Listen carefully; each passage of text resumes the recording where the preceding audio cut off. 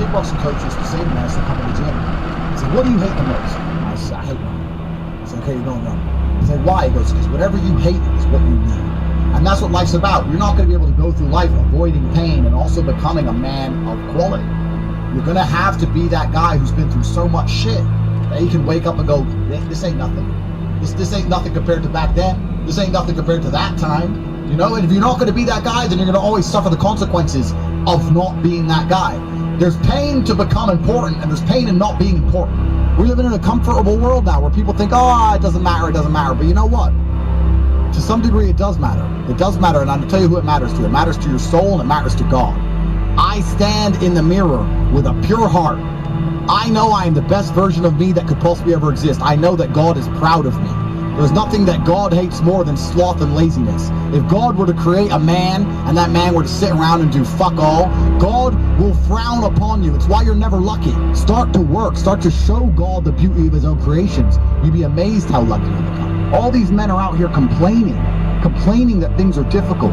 The reason it has value is because it's difficult. If it was easy, everyone would have it, and it wouldn't have any value. The fact that it's hard to do is the reason it has a value in the first place. How are you going to complain that it's hard to be the man, but then also understand that being the man has value? They are linked. You cannot separate the two. It's a logic fail. If you love the fact, if you love the idea of being that character you dream of yourself to be, then you should love the fact it's hard to become that man, because it means no one else can do it. This is what I love. I love everything about my life.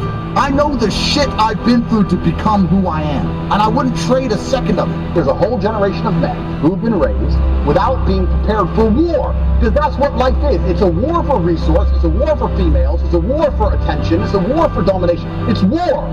And as a man, you have to establish yourself in a hierarchy of men. There is a global hierarchy of men. And there are men out there right now who are born with every genetic advantage, and they're 7'2" NBA players made of muscle.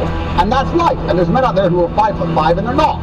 But that doesn't make the difference. You still have to find a way to fight and compete. If you don't make yourself valuable, you have no value. You have to get up and do it. This is how life works, right? If you even, let's take cars. You're driving at 200 miles an hour. You don't feel it. It's accelerating to 200 miles an hour that you feel. You don't feel once you're doing the speed. You feel the acceleration. It's the acceleration that's exciting. You need to feel the change in your life to benefit from it. Most of the time, you don't feel like doing the things you're supposed to do. But the true masculine frame throughout history was doing the things they didn't want to do, but they knew they had to do because they had honor and duty. That's what honor and duty means. Do you think the men on the Titanic wanted to stay on the fucking Titanic? No! We're men. We have to stay. We're scared, but we must. It's our duty. It's on the other side of fear that you're going to garner the respect of other individuals. You have to do things that they're afraid to do, meaning most likely you are also afraid. I've done a bunch of shit I was afraid 87 times before I got in the ring cage. It's scary. I lived a scary life, but by going through all of that, I'm now respected. You have to learn to face your fear. I'm not saying not be afraid, because that's not brave.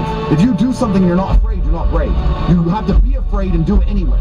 That's what courage is. So I'm not saying you can be as scared as you want, but you still have to go. You're not going to have a big life that's a calm ocean. You need to learn to just surf the waves and laugh, because most people just collapse under the pressure.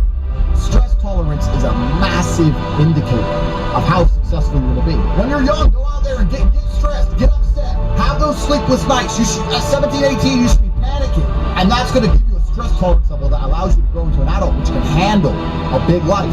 The only thing you can actually really truly control is what you think. So why are you not controlling your own mind? It's your asset. It's your ally. It's your friend. Why would you make an enemy out of the only thing you have control over? I refuse to do that. It doesn't make sense to me. You don't even need to be brave enough to become brave by yourself. You need to be around men who are already brave.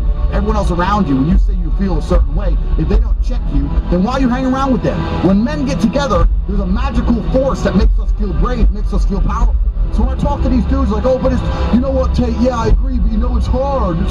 Of course it is, it's supposed to be. And if you're not cut out for it, then fuck off and live a normal existence and die. Letting other men enjoy the spoils of being a man and fucking die. If that's what you want to do, is just sit there and exist, fade into history unremembered, that's your decision.